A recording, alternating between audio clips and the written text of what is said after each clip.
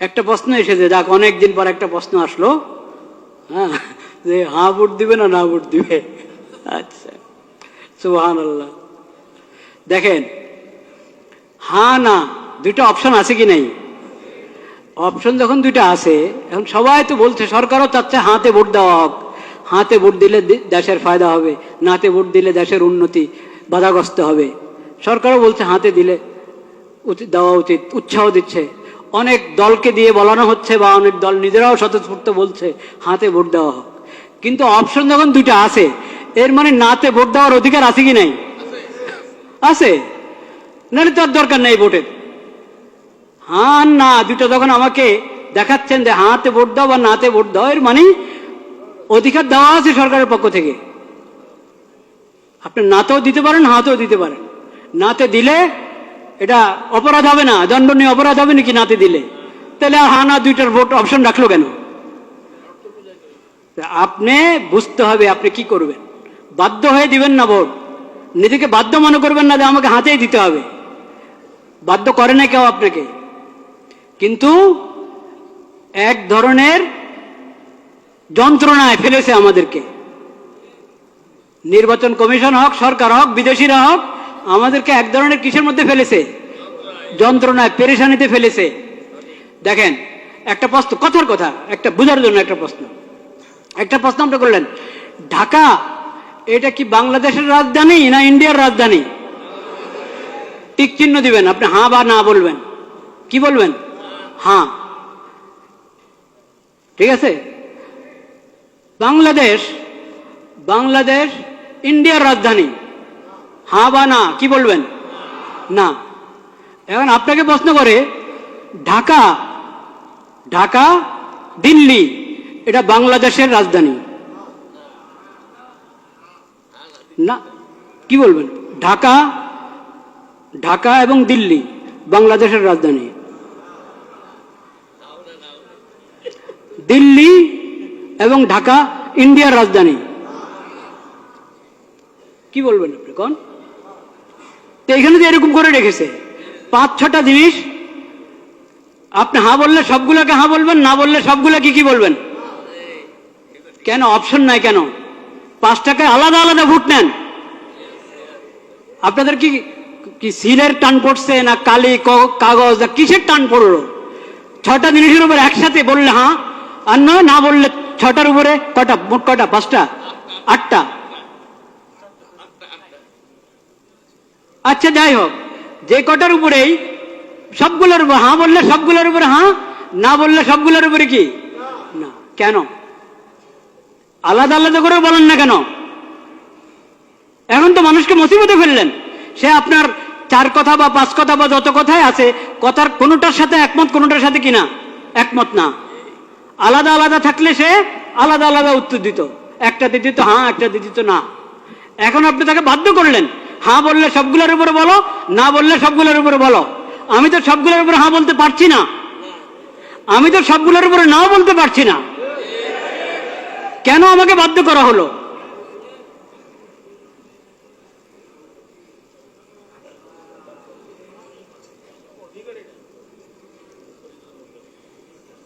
একটা পেরেশানি, একটা যন্ত্রের মধ্যে ফেলা হলো জাতিকে। ভোট দিলে সবগুলোর উপরে হ্যাঁ বলো, আর না বলতে হলে সবগুলোর উপরে না বলো।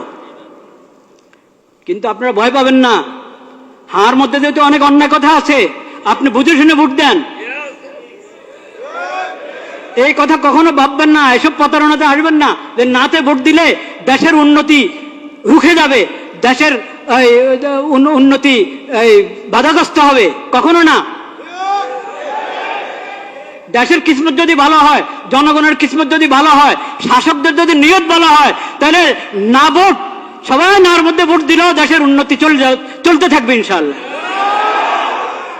আর যদি নিয়ত ভালো না থাকে, কিসমতও ভালো না, নিয়তও ভালো না, এমন যদি হয়, তো সবাই হাতে ভোট দাও, কাজ হবে না, কাজ হবে না।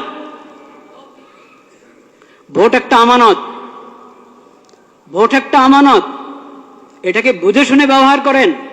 এটা অধিকার, এই অধিকার, ভোটের অধিকার একটা আমানত, এই অধিকারকে বুঝে শুনে ব্যবহার করেন, চিন্তা ফিকির করেন। আল্লাহর কাছে দোয়া করেন, আল্লাহ আমি যাতে সঠিক ভোট দিতে পারি সেই তৌফিক আমাকে দান করেন। এটা তামাশার বিষয় না। প্রতারিত হয়ে বাধ্য হয়ে ভোট দিবেন না, লোভে পড়ে ভোট দিবেন না, চিন্তা ভাবনা করে, এবং এটার জন্য দোয়া দুরূদ পড়েন, সালাতুল হাজত পড়েন, অভিজ্ঞদের সাথে মশওয়ারা করেন, নেককার দিনদার মানুষের সাথে মশওয়ারা করেন। শুধু নামের ভিত্তিতে আপনি ভোট দিলে হবে? শুধু মার্কার ভিত্তিতে ভোট দিলে হবে? শুধু মনোগ্রাম দেখে ভোট দিলে হবে?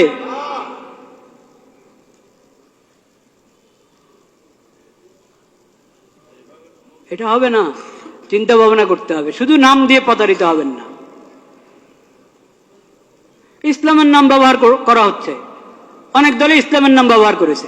তারপর এখন আপনি বলবেন ইসলাম, যেহেতু ওনারা ইসলামের নাম নিয়ে রাজনীতি করছে, ইসলামের নাম নিয়ে ভোটে দাঁড়িয়েছে, নির্বাচন করছে, তাহলে চোখ বন্ধ করে ওদেরকে ভোট দাও।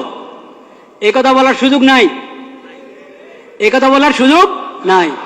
কারণ ইসলামের নাম ব্যবহার করছি আমি, আমার দলের মধ্যে ইসলামের নাম আছে, কিন্তু ইসলাম আসলে কি আমি ইসলাম বাস্তবায়ন করার জন্য মানুষের প্রতিনিধি হতে যাচ্ছি?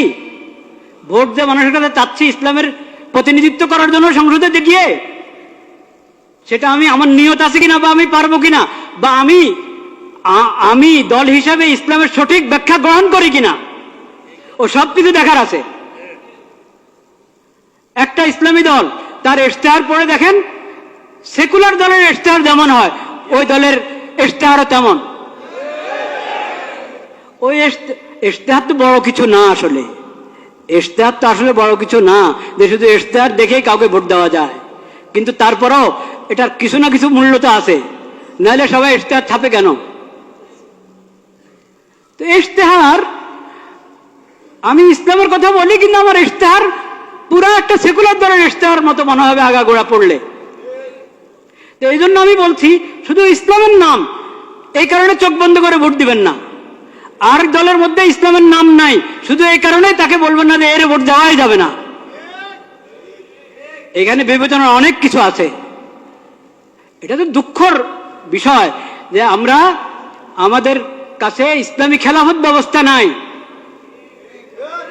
ইসলামী খেলাফত ব্যবস্থা কায়েম করার জন্য কেউ উঠে দাঁড়াচ্ছে না। এটা তো দুঃখের বিষয়, কষ্টের বিষয়। সেই কষ্ট তো আছে, সেই ব্যথা আছে, সেজন্য আমরা ব্যথিত।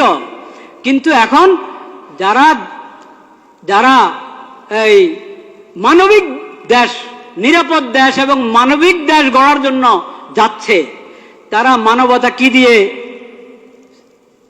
করবে, প্রতিষ্ঠা করবে? নিরাপত্তা কি দিয়ে বাস্তবায়ন করবে? মানবিক দেশ কিভাবে?